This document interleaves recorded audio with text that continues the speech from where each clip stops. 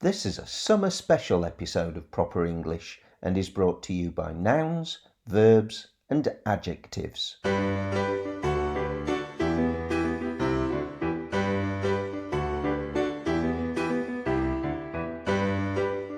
Hello, my name's Alison. And I'm Dave. And we'd like to welcome you to a very special episode of our podcast called Proper English. If you're learning languages and you want to know the difference between adjectives and adverbs, If you get stuck thinking of the right preposition, if you're puzzled by common nouns and proper nouns, then this podcast is just the thing for you.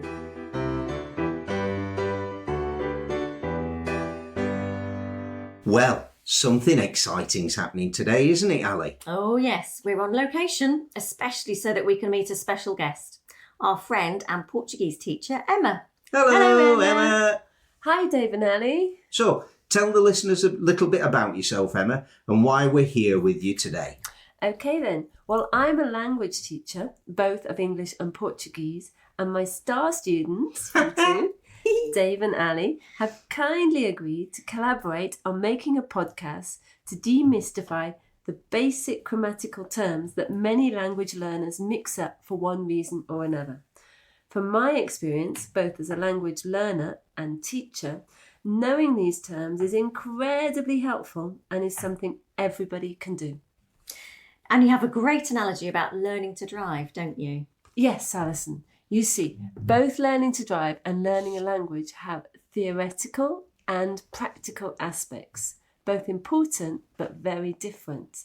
And if you don't know key terminology when learning to drive a car... You mean like clutch and handbrake and indicators? Exactly. If you don't know what they are, the learning process is tricky when somebody else is explaining it.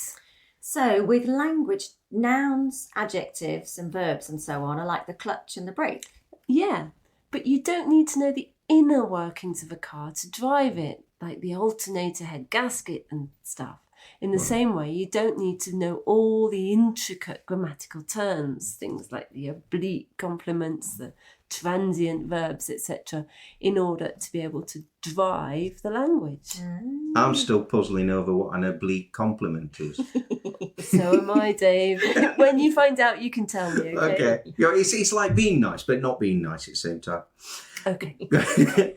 Great. So today really is all about getting to grips with those basic terms and how they work so that we're all singing from the same hymn sheet. That could be idiom of the week if we have time, Dave. Okay, so Emma, let's start with the nouns. Okay then. So nouns. These are things.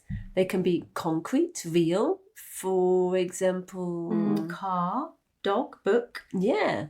Or abstract. Oh yes, like idea, information, speed. Great, yeah. And you can usually precede these with the word the. Right.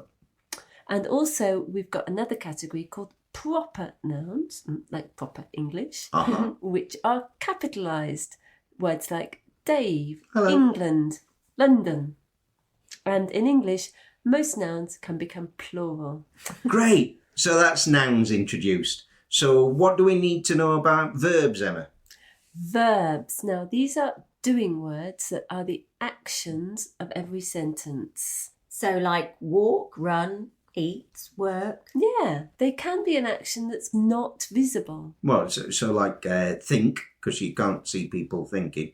Believe, smell, want. You can see people thinking sometimes if it's a really tricky question. Yeah, that's right. But there's no movement there. You're not you're not burning lots of calories doing that. And what is it about verbs? We can often modify them, change them, depending on who the person is doing the action. And they're wonderfully straightforward in English, aren't they? I walk, you walk, he, she walks.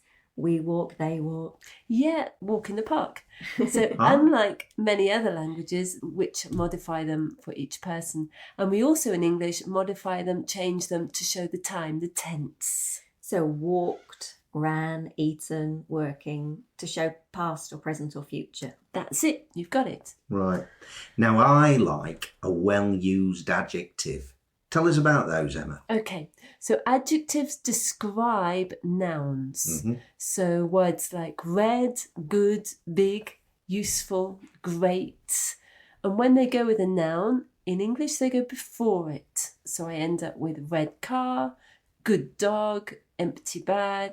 Ah, yeah. See, that's back to front compared with many other languages, isn't it? It's like driving on the other side of the road. Oh, yeah. I'd never thought of that.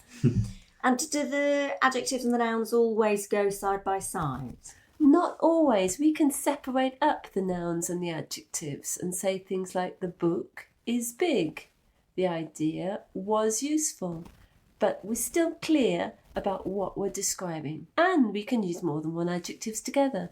But there's a strict order in English for them to be in according to their use. So, for example, nice, big, flat, an old round box. I love this.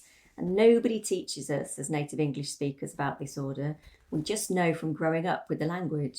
And it actually sounds weird if it's in the wrong order. Yeah, the round, old, nice, big box just sounds ridiculous, doesn't it? Now, adverbs. You're not a fan of adverbs, are you, Don't get me Dave? started. Me and Stephen King. Okay, then we'll keep it quick then, Dave. Adverbs. They usually describe verbs. And they often end in ly in English. So we have words like quickly, carefully, normally, and then we've got some that don't end in ly, like fast or well. And where do they need to go in a sentence? They can change, and sometimes this changes the meaning. So think about I eat breakfast normally, or I normally eat breakfast. Great stuff. How do you eat breakfast abnormally, I wonder? But these are the more subtle aspects and where punctuation becomes really important. But do you know what? I think that's probably another podcast. I think so too, yeah. Okay, yeah, you can say a lot about that. Adverbs can modify adjectives too, don't forget. So I could say the weather is very good. Yeah, of course. You never really think about adverbs like being very. It's just a word, isn't it? You know what I mean? You don't actually think, oh, I know, very, I'll use that as an adverb. The main problem I've got with adverbs, right, is when you're talking about speaking. Okay, because you can choose a word like we blurted it out. Yeah, well, exactly. Yeah. If you choose the right verb, you might not need an adverb. Yeah, you don't need the adverb. Okay. Yeah. So. Okay, back down to earth now. We talked a bit about prepositions in episodes 2 and 3. So tell us more about those, Emma. Well, yeah, there's a lot to say. And these prepositions, they're tricky little words that everybody hates. Well, talking about language learners. So what are they? They're tiny words in, on, at, by, through, for, etc. And sometimes in a sentence they actually give meaning. So something like the cat is on or under or by, etc. the table. But more often not, it's an arbitrary choice. It's part of a set language pattern we just have to learn. But once you've got a core amount learnt, you start to get a feel for them. And you can come up with the right one without having to have learnt it. But until that comes, you really just have to study. Deep joy. There you go. So we've got 2 types to learn of these. The first one are dependent ones, which don't usually modify the meaning. Good at, interested in, famous for example. And the second group are phrasal or idiomatic, which English loves, which together with the verb make a whole new unit of vocabulary you have to learn. So some common examples are get up, leave your bed, not get and up. Put up with, which means to tolerate, not you put and then up and then with. Right. Take off, plane, leave the ground, or being successful, for example. Nice, thank you. Right. So, what we're going to do now? Okay, so how about I challenge you to... Are you up for a challenge? Always up for a challenge. Okay, so I'm going to tell you a sentence and you guys can tell me what all the words are. Right. What do you think? Okay. Give it a go. Okay, so you inspired me, Dave. Dave slowly ate the hot soup. Ah, Okay. right. Right, over to you. We're going through it one by one, Dave. Yep. So, Yeah. okay, let me start then. Dave, Okay. that proper noun there with a capital letter I'm at a the proper beginning. noun, me. I'm a proper noun. Yeah, Yeah. you got it. You got it. Right. So, ate, verb. It's an irregular verb. The verb to eat. Okay, wow. Past tense. Oh my word, Hey, he's flying. now then. He's flying. I'm on it. And I noticed you ignored the adverb there slowly. Oh, yeah. Yeah. Okay, well What spotted. adverb? Glossed over that one. Awesome. What about the, Dave? What do we think about that? The is what we were talking about last week.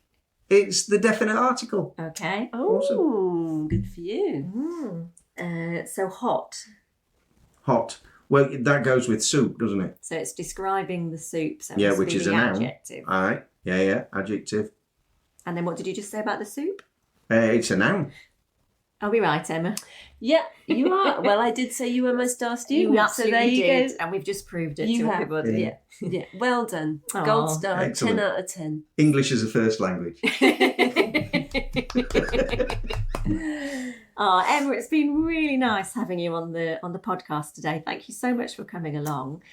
Well, actually, to be fair, we've come here. Oh, yeah. No, thank you. Thank you for collaborating. It's been really good fun. And I really hope that this is going to shed some light on this not so difficult subject. Awesome. Yeah, Awesome. absolutely. It's inspire just clarifying. isn't it? Yeah, and Clarifying. inspiring people to know a bit more. Yeah. Now, if any of our listeners are eager to learn Portuguese, what should they do, Emma? Oh, Portuguese. Well, if they want to learn Portuguese, they could get in touch with me. Okay, and how do they do that? I'm Portuguese Language Lessons is what I work under. So you can have a look for that. PortugueseLanguageLessons.net. Brilliant. Okay. There. Do you have a Facebook page? Yes, I do. Yeah, Yeah. the same name again. Yeah. Yeah. Portuguese language lessons. Yeah. Right. Brilliant. Okay. Yeah. Right. Brilliant. Okay. Well, this has been a pleasure. Proper English. Right. It's been great. Yeah. Bom português. Okay. Obrigada. That's thank you in Portuguese. And now, by the miracle of modern technology, we're not at Emma's house anymore. We're back home. We had such a good chat with Emma. We haven't really got time for an idiom of the week this time, but we hope you had fun listening in on our conversation. If you like what we're doing here, tell your friends about us. The more the merrier. And don't be shy. Let us know what you think on Podbean Or Spotify, or Apple Podcasts. or whichever podcasting platform you're using. Or you can email us at properenglish Or one word. at sapo.pt if you have any suggestions for future podcasts. Or if you have any questions or queries about what we've talked about, we'd love to hear from you, even if you just want to say hello. So until next time, it's goodbye from me. And it's goodbye from me too. And thank you for listening to Proper English.